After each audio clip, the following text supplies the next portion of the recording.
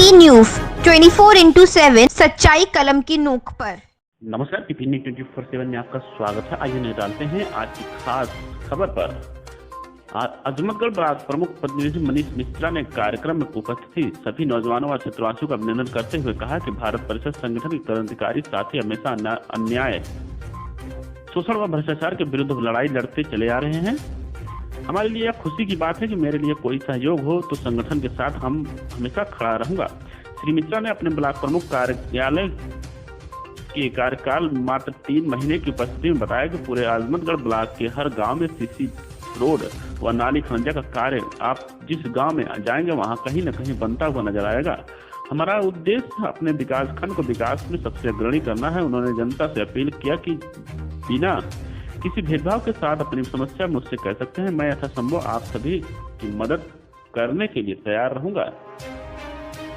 इस दौरान भारत परिषद संगठन के जिलाध्यक्ष व सेठा कोली प्रधान उमेश यादव ने गांव सरकार पर चर्चा करते हुए कहा कि आज पूरा सिस्टम ही भ्रष्टाचार की भेंट चढ़ा हुआ है। कोई इंसान कितना भी ईमानदारी से काम करना चाहे लेकिन सिस्टम से कर पे बना ही देता है। उन्होंने बताया कि आज गांव के विकास के लिए जो भी धन आता है उसमें नीचे से लेकर ऊपर तक सभी को कमीशन देना पड़ता है और जो भी कमीशन नहीं देता उसके काम को रोक दिया जाता है और उसे परेशान किया जाता है। जब नीचे से लेकर ऊपर तक सभी करप्ट है तो आखिर हम शिकायत किससे करें।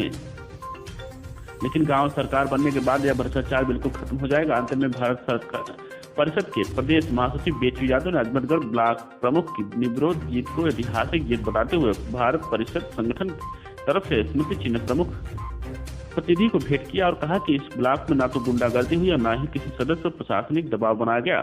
इनके अच्छे व्यक्तित्व को देखकर हर पार्टियों ने समर्थन कर निर्विरोध ब्लॉक प्रमुख चयनित किया। इस जीत का भारत परिषद भी सम्मान करता है। कार्यक्रम में मनोनीत किए गए पदाधिकारियों में डॉक्टर अशोक चौहान, पूर्वांचल प्रभारी विजय नारायण यादव, मंडल अध्यक्ष धनंजय चौबे, मंडल अध्यक्ष किसान प्रकोष्ठ सुभाष महादेव, युवा मंडल अध्यक्ष बैजनाथ राव वास्तविक, पूर्वांचल मीडिया प्रभारी सरफुद्दीन अंसारी, मंडल मीडिया प्रभारी राजू यादव, युवा ब्लॉक अध्यक्ष हरया सदानंद यादव, पूर्वांचल महासचिव संजय यादव, मंडल सचिव मोनू यादव, पूर्वांचल उपाध्यक्ष। इस दौरान मुंशी चौहान, फिरोज अहमद, हीरा यादव, नन्नू यादव, सतीश चंद्र चौहान, उमेश यादव, गोविंदा राजभर, सुनील राजभर, रामप्रीत विश्वकर्मा आदि सैकड़ों लोग रहे मौजूद। भारत परिषद प्रदेश महासचिव बेचू यादव। आइए देखें विशाल मौर्य की खास रिपोर्ट।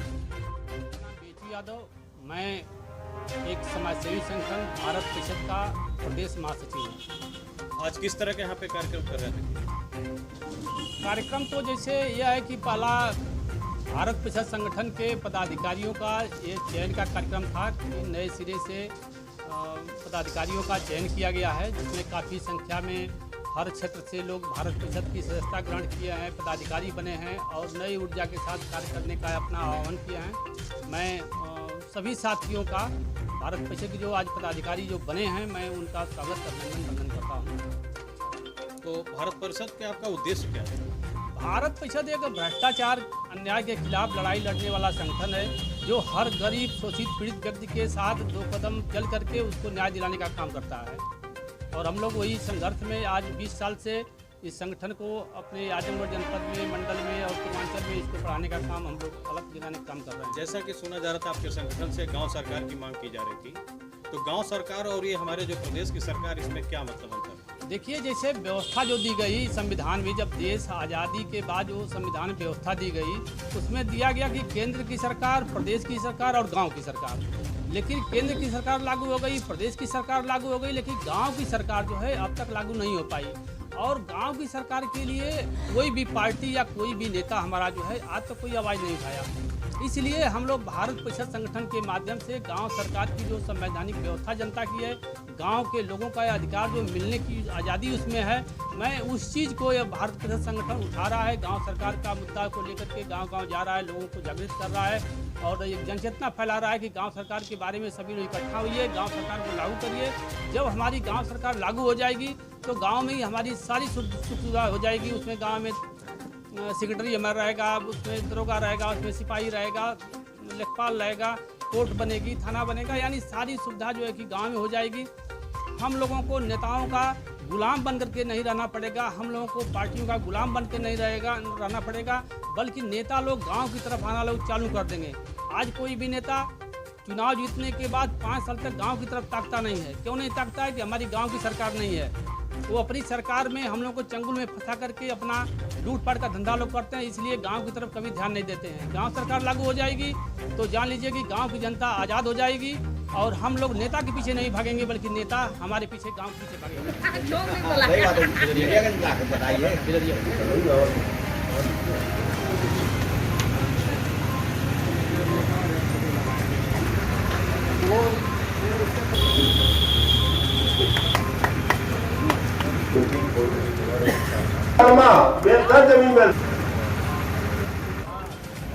जो समय चल रहा है कटाई का,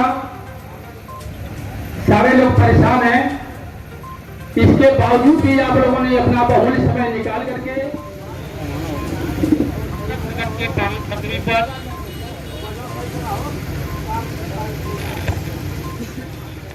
इस भारत परिषद के प्रदेश के पदाधिकारी, हम लोगों के बड़े भाई जो इस इलाके में